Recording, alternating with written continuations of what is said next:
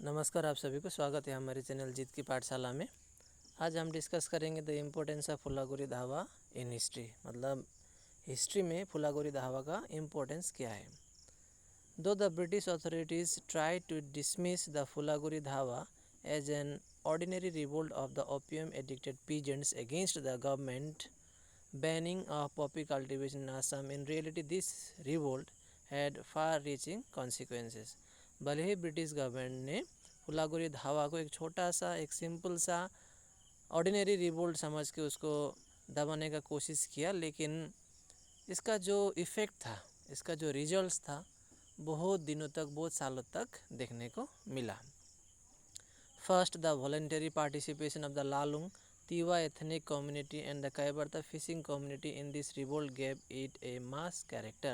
तो सबसे पहले इम्पोर्टेंस इसका ये रहा कि लालुंग यानी कि तीवा कम्युनिटी जो थे, जो कि एक ट्राइब है, साथ ही फिशिंग कम्युनिटी जिसे हम लोग काईबर्ता भी हम लोग ने पढ़ा हिस्ट्री में, तो इन लोगों ने जो साथ दिया फुलागोरी धावा यानी कि रिवोल्ट में, तो उससे क्या हुआ, यह फुलागोरी धावा एक बड़ा मूवमेंट बना। The peasants were successful in getting the support of other classes of people, और peasants लोगों को बाकी क्लास के लोगों से भी सपोर्ट मिला। The educated elite Assamese middle class, exploited by the increase in land revenue, businessmen and some मौजदार्स, though indirectly extended their support to the rebels। तो लैंड रेवेन्यू से पीड़ित जो लोग थे उन लोगों ने भी साथ दिया, साथ ही बिजनेसमैन लोगों ने भी साथ दिया, मौजदार लोगों ने भी इनडायरेक्टली ही सही, लेकिन उन लोगों ने इस मूवमेंट को साथ दिया। The then commissioner of Assam, उस समय के जो कमिश्नर थे आसाम के, major Henry Hopkinson, admitted that if 50 soldiers from the second light infantry in Tezpur and 80 soldiers from Guwahati had not been brought to suppress the revolt, it would have kept on spreading. तो उस समय के जो commissioner थे major Hopkinson, तो उन्होंने इस बात को माना है कि अगर उस समय वे लोग 50 सोल्जर्स सेकेंड लाइट इन्फेंट्री से जो कि तेजपुर में थे और 80 सोल्जर्स फ्रॉम गुवाहाटी, अगर 80 सोल्जर्स गुवाहाटी से नहीं लाए होते, साथ ही 50 सोल्जर्स तेजपुर से नहीं लाए गए होते उस समय, तो क्या होता, जो ये मूवमेंट था फुलागोरी धावा जो था वो फैलते रहता। तो उन लोगों ने क्या किया, उन सोल्जर्स के वजह से ही इस फुलागोरी धावा को सप्रेस करने में ब्रिटिश को पॉसिबल हुआ। Then it would have been very difficult to control it, अगर तो संभलने में क्या होता, मूवमेंट को मुश्किल हो जाता अगर वो लोग नहीं आते। Altogether it can be said that this revolt had been successful, तो इस रिवोल्ट को सक्सेसफुल कहा जाएगा, क्योंकि because after this the government never imposed any taxes on tamul paan. तो फुलागोरी धावा का स्पेशली दो ही मूल मकसद था।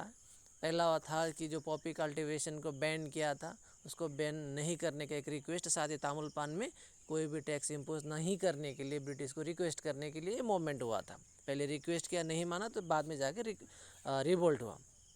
तो हम लोग एक तरीक़े से कह सकते हैं कि रिवोल्ट जो था रिबल्स का तरफ से या फिर पीजेंट्स का तरफ से हम लोग कह सकते हैं कि सक्सेसफुल रहा, क्योंकि इस रिवोल्ट के बाद में ब्रिटिश ने कभी भी तामुल पान के ऊपर कोई भी टैक्स नहीं लगाया। आगे देखते हैं। Second, the Phulaguri revolt was an example of common people's attempt to free themself from the clutches of the British imperialism.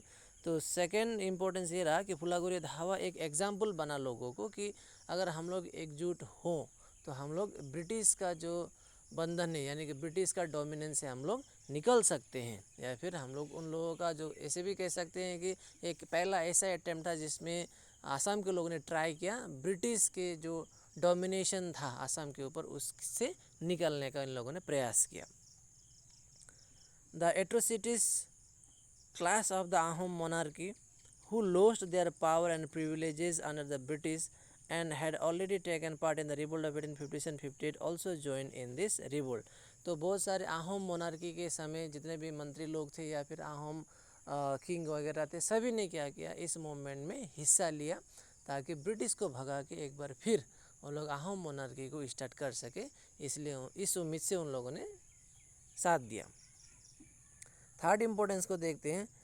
Third, the Phulaguri peasants' revolt was an inspiration for the peasants of other parts of Assam to think that about their miseries in an organized manner. तो फुलागोरी revolt जो था या फिर फुलागोरी धावा का जो revolt था वो एक इंस्पिरेशन बना बाकी जगह के पीजेंट्स के लिए। उन लोगों ने देखा कि अगर फुलागोरी के पीजेंट्स अटेम्प्ट कर सकते हैं तो हम लोग क्यों नहीं कर सकते। तो ऐसा इंस्पिरेशन एक बना बाकी लोगों के लिए। As a result a few years later, the peasants of various areas of Darang and Kamrup district raised the banner of a series of revolt against the oppression and deprivation by the British government. तो जो फुलागोरी धावा inspiration बना बाकी district के peasants के लिए, उसी के चलते क्या बाद में जाके ऐसा देखा गया कि कामरूप और दरंग डिस्ट्रिक्ट के जितने भी पीजेंट्स थे उन लोगों ने मिल के क्या किया, रिवोल्ट किया ब्रिटिश के अगेंस्ट में। जो ब्रिटिश डोमिनेशन वहाँ पे हो रहा था उसको ख़त्म करने के लिए फुलागोरी धावा से इंस्पायर्ड होके उन लोगों ने ब्रिटिश के अगेंस्ट में रिवोल्ट किया। तो ये 3 इम्पोर्टेंस है यहाँ पे। तो मैं उम्मीद करता हूँ आपने इसको समझा होगा। Thank you very much for watching Jeet की पाठशाला।